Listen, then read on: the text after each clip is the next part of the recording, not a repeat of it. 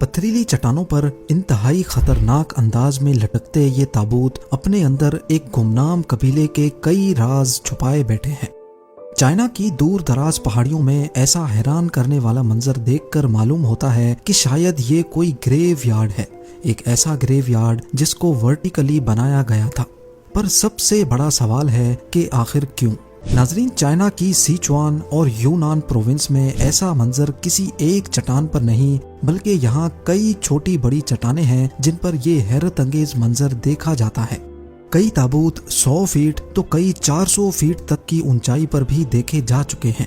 ابھی تک چائنا میں ٹوٹل ایسے 131 لٹکے ہوئے تابوت پائے گئے ہیں، جن میں سے کچھ تو ایسے ہیں جو 3000 سال سے بھی زیادہ پرانے ہیں۔ لائم سٹون کی چٹانوں پر اتنی اونچائی تک چڑھنا، وہاں تابوت کے لیے لکڑی کے پھٹے گاڑنا اور پھر کئی 100 کیجی وزنی تابوت کو اوپر لے کر جانا ایک ایسا کام ہے جو شاید آج کے ماڈرن اکوپمنٹ کی مدد سے کرنا بھی کافی چیلنجنگ ہو۔ تو آخر یہ کام ہزاروں سال پہلے کیسے کیا گیا تھا؟ اس سے بھی زیادہ امپورٹنٹ یہ جاننا ہے کہ ایسا کیوں کیا گیا تھا۔ کیا ان کے پاس زمین ختم ہو گئی تھی یا یہ لوگ رہتے ہی پہاڑوں کے اندر تھے؟ کون تھے وہ لوگ اور ایسا کیا ہوا تھا کہ آج اس ٹرائب کا کوئی اتا پتہ نہیں ہے؟ لوکلز کا ماننا ہے کہ یہ لوگ لیجنڈز تھے جن کے پاس اڑنے کی طاقت موجود تھی، پر کیا یہ حقیقت ہے یا پھر صرف 3000 سال پہلے چائنا کی سیچوان اور یونان پروونس میں بو کے نام سے ایک قبیلہ رہتا تھا؟ ہسٹری میں ہمیں اس قبیلے کے بارے میں زیادہ کچھ تو نہیں ملتا، صرف اتنا معلوم ہے کہ 1573 میں آج سے قریب 450 سال پہلے منگ ڈائنیسٹی نے چائنا پر قبضہ کیا اور ساتھ ہی منگ امپیریل آرمی نے تمام بو ٹرائب کے لوگوں کو چن چن کر مار ڈالا۔ بو ٹرائب کی نسل تو ختم ہو گئی، پر ساتھ ہی ان سے جڑے کئی راز بھی اس دنیا سے چلے گئے، جن میں سب سے بڑا راز لٹکنے والے ان تابوتوں کا تھا۔ سینٹرل چائنا کا یہ حصہ ہزاروں میل تک چھوٹے بڑے پہاڑ اور چٹانوں سے بھرا ہوا ہے۔ ان میں سے زیادہ تر چٹانیں کافی ریموٹ ہیں، جہاں آج تک کوئی نہیں جا پایا۔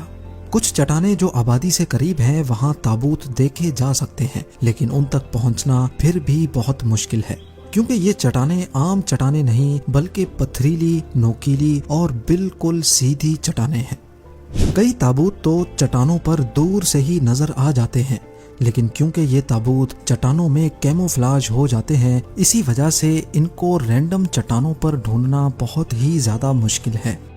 ریسرچرز نے ملنے والے چند تابوتوں کا سیمپل لیا تو معلوم پڑا کہ ان میں سے سب سے پرانا 3000 سال پہلے بنایا گیا تھا۔ اسی ایویڈنس سے ہمیں یہ معلوم پڑا ہے کہ بو ٹرائب کے لوگ 3000 سال پہلے بھی یہاں رہا کرتے تھے۔ ایسٹیمیٹ لگایا گیا ہے کہ اس پروونس میں مزید ہزاروں تابوت چھپے ہو سکتے ہیں۔ ظاہر ہے جو قبیلہ اتنا پرانا ہو اس کے صرف 131 تابوت کیسے ہو سکتے ہیں؟ ان تابوت کی خاص بات یہ ہے کہ ان کو لکڑی کے سنگل پیس سے بنایا گیا تھا۔ ایکسپرٹس کا ماننا ہے کہ اس دور میں اگر کوئی ٹول تھا تو وہ تھا صرف کلہاڑی۔ اس کا مطلب ہے کہ بو قبیلے کے لوگ صرف کلہاڑی کی مدد سے بڑے درخت کے تنے کا اندرونی حصہ کاٹ کر اس کو تابوت کی شکل دیتے تھے۔ China exploration and research society کی طرف سے ایک کیمپین ارینج کی گئی جس میں دنیا بھر کے آرکیولوجسٹ اور ریسرچرز نے چھپے ہوئے ان ہینگنگ کافنز کو ڈھونڈنے کا فیصلہ کیا تاکہ اس مسٹری کو سلجھایا جا سکے۔ نادرن یونان میں ایک چٹان پر جہاں 6 کافنز لٹکے تھے، ریسرچرز نے ان تک پہنچنے کا پلان بنایا۔ کافنز تک ڈائریکٹلی پہنچنا ایکسپیرینسڈ کلف کلائمبرز کے لیے بھی کافی مشکل تھا، اسی وجہ سے کلف پر دوسرے رستے سے چڑھ کر رسیوں کی مدد سے کلائمبرز کو نیچے سیدھا ان 6 کافنز تک اتارا گیا۔ یہ بہت ہی خستہ حال کے کافنز تھے جن کو لکڑی کے جن تنوں پر سپورٹ دے کر رکھا گیا تھا وہ بھی بالکل گل چکی تھیں اور کسی بھی وقت ٹوٹ سکتی تھیں۔ کلائمبرز کو ان تابوتوں کے اندر جو کچھ ملا اس نے اس مسٹری کو سلجھانے کے بجائے مزید الجھا دیا۔ جی ہاں، ان میں موجود ہڈیوں کے سیمپلز پر جب ریسرچ کی گئی تو معلوم پڑا کہ ہر تابوت میں 1 سے زیادہ انسانوں کی ہڈیاں موجود تھیں۔ اس کے علاوہ ان ہڈیوں پر مٹی بھی چپکی ہوئی تھی۔ پہلے تو یہ سمجھا گیا کہ شاید بارش کا پانی اور چٹانوں سے گرنے والی مٹی تابوت کے اندر اپنا راستہ بنا گئی ہے، لیکن بعد میں معلوم پڑا کہ بو ٹرائب کے لوگ اصل میں پہلے مردوں کو مٹی میں دفن کرتے تھے اور بعد میں جب باڈی ڈی کمپوز ہو جاتی تھی پھر اس کو نکال کر تابوت میں رکھا کرتے تھے۔ ڈھانچے کو تابوت میں ڈال کر خالی حصوں میں ریت بھر دی جاتی تھی، شاید اس لیے تاکہ تابوت کو اوپر چڑھاتے وقت اندر موجود ہڈیاں ہل نہ سکیں۔ اس ریت کی وجہ سے ہی یہ تابوت 250 kg وزنی ہے۔ تو اب سوال یہ ہے کہ جن چٹانوں پر اکیلے انسان کا چڑھنا بھی ناممکن ہے، وہاں تک اتنے وزنی تابوت کو کیسے لے جایا گیا؟ ظاہر ہے اس دور میں بو ٹرائب کے پاس کوئی مشینری تو نہیں تھی، لیکن 3000 سال پہلے بو ٹرائب کے پاس رسیاں، چھینی ہتھوڑا اور سب سے بڑھ کر مین پاور موجود تھی۔ جن چٹانوں پر بو ٹرائب نے تابوت رکھے تھے ان کی جب تفصیل سے جانچ کی گئی تو ریسرچرز کو یہاں چٹان پر چھوٹے چھوٹے سوراخ ہوئے بھی ملے۔ یہ سوراخ کسی صورت بھی نیچرل نہیں لگ رہے تھے، بلکہ ان کو کسی نے چھینی اور ہتھوڑے کی مدد سے کیا تھا۔ ایسا معلوم ہوتا ہے کہ ان سوراخوں کا ضرور ان تابوتوں سے کوئی کنیکشن ہے۔ شاید وہ لوگ اس میں بانس کے ڈنڈے ڈال کر اوپر چڑھنے کے لیے ایک سپورٹ بناتے تھے۔ اس مسٹری کو سالو کرنے کے لیے ایک ایکسپیریمنٹ کرنے کی ضرورت تھی۔ 2003 میں ڈسکوری چینل کی ایک ٹیم نے یہ ایکسپیریمنٹ کرنے کا فیصلہ کیا۔ انہوں نے ہو بہو بو ٹرائب جیسا تابوت صرف کلہاڑی کی مدد سے تیار کیا۔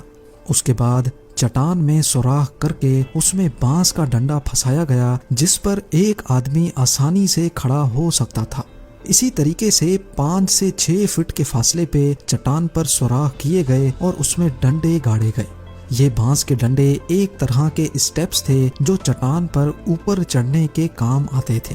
جس ہائٹ پر تابوت کو رکھا جانا تھا وہاں ایک ڈنڈے کو پلی کے طور پہ استعمال کیا گیا۔ آج کل کی ماڈرن پلی میں تو بال بیرنگ ہوتی ہے جس سے رسی کو گول گھومنے میں آسانی ہو جاتی ہے۔ بانس کا ڈنڈا اوپر سے سلپری ہوتا ہے جو لگ بھگ بال بیرنگ جیسا ہی افیکٹ دیتا ہے۔ رسی کو اس دیسی پلی سے گزار کر تابوت کو دوسری طرف سے اوپر کھینچا گیا۔ کیونکہ پلی کی موجودگی سے 50% لوڈ کم ہو جاتا ہے، اسی وجہ سے ورکرز نے بڑی آسانی سے تابوت کو 300 فٹ اوپر پہنچا دیا۔ اوپر موجود ورکرز کا دوسرا گروپ جس نے آلریڈی چٹان پر لکڑی کی بیس بنا رکھی تھی، انہوں نے تابوت کو بیس پر رکھ دیا۔ 12 لوگوں کی شرکت اور 3 دنوں کی محنت کے بعد ریسرچرز کا ایکسپیریمنٹ کامیاب ہو چکا تھا اور ان کا خیال ہے کہ بو ٹرائب کے لوگ بھی اسی طریقے سے تابوت اوپر چڑھایا کرتے تھے۔ ملنے والے کئی تابوتوں کے اندر فائن لینن سے بنے ایسے کپڑے بھی ملے۔ ان کپڑوں کا ڈیزائن ہو بہو اسی طرح دکھتا تھا۔ اس سے یہ ظاہر ہوتا ہے کہ بو ٹرائب کے لوگ سلک وارمز کی کلٹیویشن کے ماہر تھے۔ اس کے علاوہ یہ لوگ بہت ہی ریفائنڈ لینن بھی بنا سکتے تھے۔ اسی ریسرچ کے دوران ایکسپرٹس کو بو ٹرائب سے ریلیٹڈ ایک بہت ہی انٹرسٹنگ ایویڈنس ملا۔ جو کپڑے ہزاروں سال پہلے بو ٹرائب بنا کر تابوت میں رکھا کرتے تھے، بالکل اسی طرح کے کپڑے آج بھی چائنا کے رورل ایریاز میں بنائے جاتے ہیں۔ یہ اس بات کی نشانی ہے کہ منگ ڈائنیسٹی میں مارے جانے والے بو ٹرائب کی پوری نسل ختم نہیں ہوئی تھی، بلکہ کچھ لوگ تب زندہ بچنے میں کامیاب ہو گئے تھے۔ بچ جانے والا بو ٹرائب اب کہاں ہے اور وہ اب اپنے اینسسٹرز کی ٹریڈیشنز کو پورا کیوں نہیں کر رہا، یہ بھی ایک الگ مسٹری ہے۔ سیچوان یونیورسٹی سے تعلق رکھنے والے پروفیسر لن چینگ، جنہوں نے اپنی زندگی کے 30 سال ان ہینگنگ کافنز پر ریسرچ کر کے گزارے ہیں، ان کا کہنا ہے کہ کافنز کو پتھریلی چٹانوں پر رکھنے کے 2 ریزن ہو سکتے ہیں۔ پہلا یہ کہ کافن جتنا اونچائی پر ہوگا وہ اتنا جلدی مردے کو ہیون تک، جنت تک پہنچا پائے گا۔ دوسرا ریزن کافی پریکٹیکل ہے، وہ یہ کہ بو ٹرائب اپنے پیاروں کی باڈی کو جنگلی جانوروں اور دشمنوں سے بچانا چاہتا تھا، اور چٹانوں کے بیچ میں لٹکانے سے کافنز تک پہنچنا قریب ناممکن ہی ہے۔ بو ٹرائب اور ہینگنگ کافنز سے ریلیٹڈ آج ہمیں جو کچھ بھی معلوم ہے وہ محض صرف تھیوریٹیکل باتیں ہیں۔ آپ کی نظر میں بو ٹرائب ایسا کیوں کرتا تھا، مجھے کامنٹ کر کے ضرور بتائیے گا۔ امید ہے زیم ٹی وی کی یہ ویڈیو بھی آپ لوگ بھرپور لائک اور شیئر کریں گے۔ آپ لوگوں کے پیار بھرے کامنٹس کا بے حد شکریہ۔ ملتے ہیں اگلی شاندار ویڈیو میں۔